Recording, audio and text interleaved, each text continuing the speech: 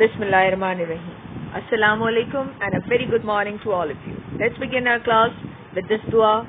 Rabbi zidni ilma. O my Lord, increase me in my knowledge. So today is our third unit in which we are going to discuss the ideological basis of Pakistan.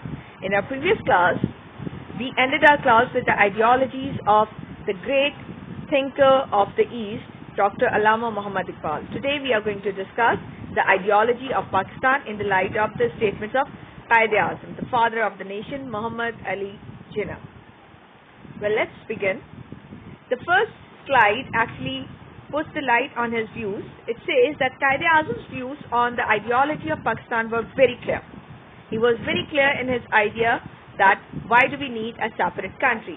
In his address in the meeting of Muslim League on 23rd March 1940 at Lahore, Quaid-e-Azam explained the ideological basis of an Islamic state as follows.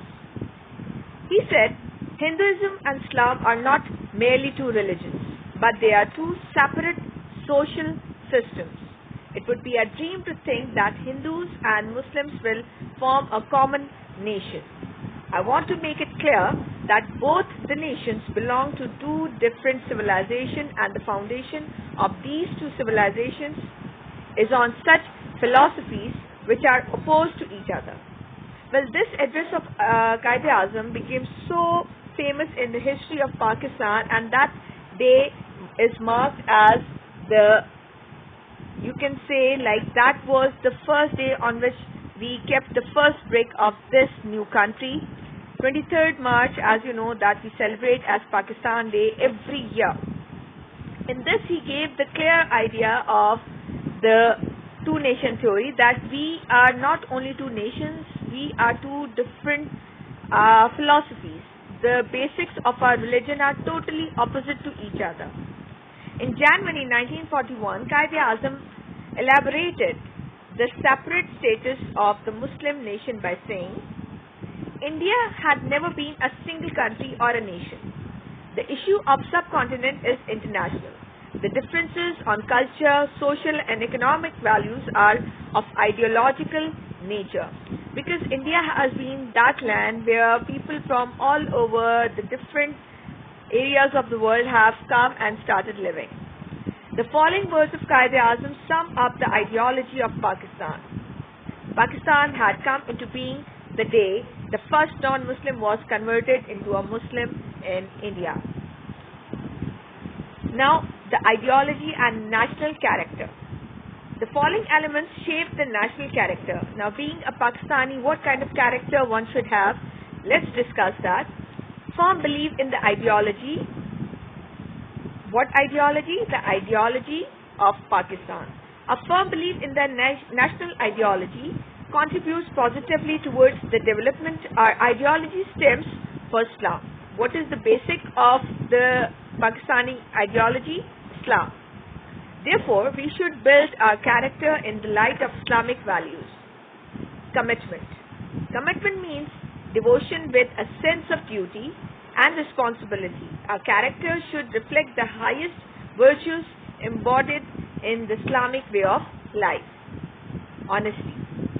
Honesty is a virtue recognized in all societies. An individual should lead a just life and reflect honesty in word and deed. You have to be a loyal person to be a good Pakistani. Patriotism, a very important factor. Patriotism is an eternal virtue. It is an expression of the love and sacrifice for one's country. This is something that comes from within. Hard work. Nations progress when their individuals work hard.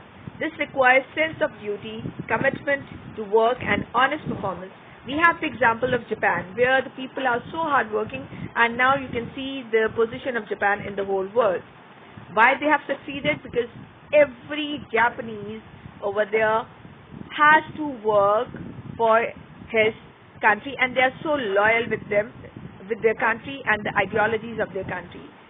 Somehow, I don't know why, but we have missed that point.